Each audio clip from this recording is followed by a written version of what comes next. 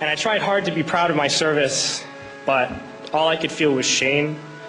And racism could no longer mask the reality of the occupation. These were people, these were human beings.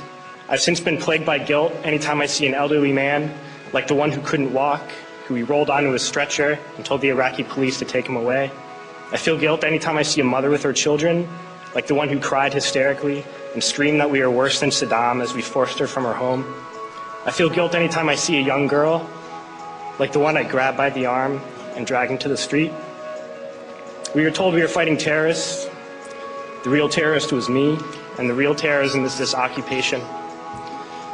Racism within the military has long been an important tool to justify the destruction and occupation of another country. It has long been used to justify the killing, subjugation, and torture of another people. Racism is a vital weapon employed by this government. It is a more important weapon than a rifle, a tank, a bomber, or a battleship. It is more destructive than an artillery shell, or a bunker buster, or a Tomahawk missile. While all those weapons are created and owned by this government, they are harmless without people willing to use them. Those who send us to war do not have to pull a trigger or lob a mortar round. They do not have to fight the war, they merely have to sell the war. They need a public who is willing to send their soldiers into harm's way. They need soldiers who are willing to kill and be killed without question. They can spend millions on a single bomb, but that bomb only becomes a weapon when the ranks of the military are willing to follow orders to use it. They can send every last soldier anywhere on earth, but there will only be a war if soldiers are willing to fight. And the ruling class, the billionaires who profit from human suffering, care only about expanding their wealth, controlling the world economy. Understand that their power lies only in their ability to convince us that war, oppression, and exploitation is in our interest. They understand that their wealth is dependent on their ability to convince the working class to die to control the market of another country. And convincing us to kill and die is based on their ability to make us think that we are somehow superior. Soldiers, sailors, Marines, airmen have nothing to gain from this occupation.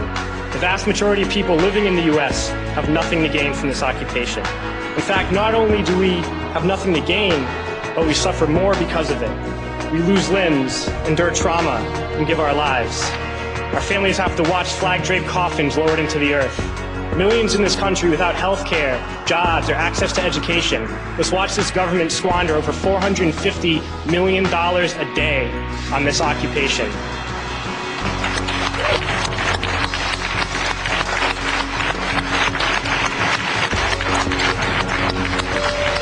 Poor and working people in this country are sent to kill poor and working people in another country to make the rich richer.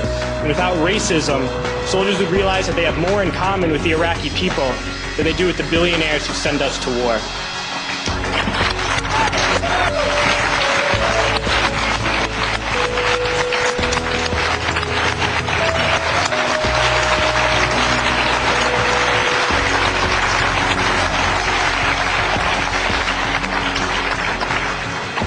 I threw families onto the street in Iraq, only to come home and find families thrown onto the street in this country, in this tragic and unnecessary foreclosure crisis.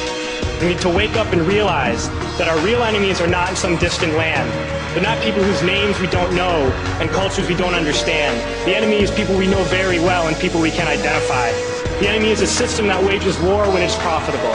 The enemy is the CEOs who lay us off from our jobs when it's profitable. It's the insurance companies who deny us health care when it's profitable. It's the banks who take away our homes when it's profitable. Our enemy is not 5,000 miles away. They are right here at home. If we organize and fight with our sisters and brothers, we can stop this war, we can stop this government, and we can create a better world.